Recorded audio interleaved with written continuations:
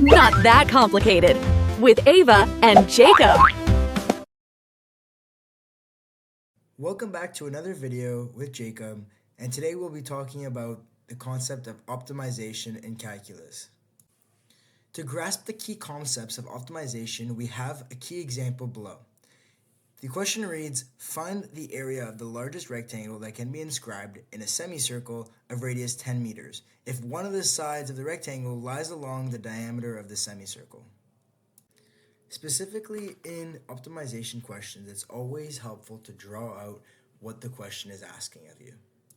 So first we're drawing out the semicircle, and then we're drawing out the rectangle inscribed within it, as well as the question says the radius is 10 meters, so we're going to put that on the diagram.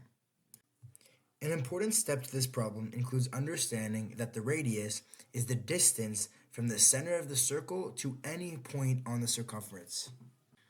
Once we understand that concept, we can now realize that this has formed a triangle with a hypotenuse of 10 meters. There are two unknowns, the x and the y, or the base and the height. Now we can formulate an equation to find the area of the rectangle. This equation is called the optimization equation because it represents the formula for the quantity you want to make as large as possible or as small as possible. And in our case, that's the area of the rectangle. The area of the rectangle is length times width, and in this case, the length of the rectangle is 2 times the base of the triangle, so 2x, times the height of the rectangle, which is y in this case. Now that we have our triangle set, we can use these unknown x and y values to create a parametric equation using the information we were provided and the Pythagorean theorem. The reason why we create this equation is we want to sub an individual variable back into our optimizing equation so that we have our optimization equation in terms of only one variable. So when we isolate for y, we get that the equation for y is the root of 100 minus x squared. Now plug that back into your original area equation of length times width, and now you get 2x times root 100 minus x squared. Now it's time to optimize. The way we optimize is to find the first derivative and set it equal to 0. And in this case, we're multiplying two functions, so we know we need to use product rule. The derivative of f at x times g of x is f at x prime times the original function of g at x plus the original function of f at x times the derivative of g of x. That may have sounded confusing, but that's why I've written it down.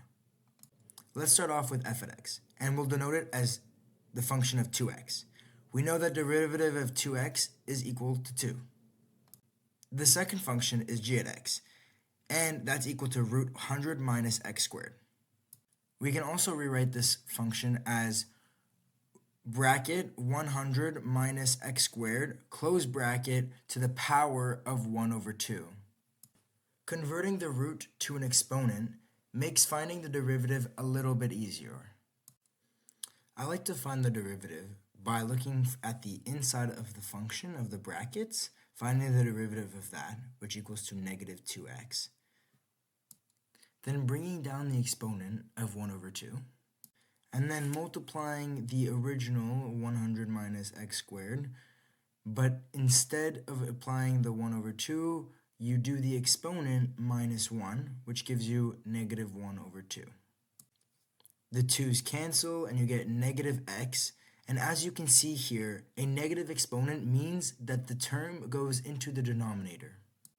Now that we have f prime at x and g prime at x, we can now use those terms to plug into the product rule formula and get the result as shown below.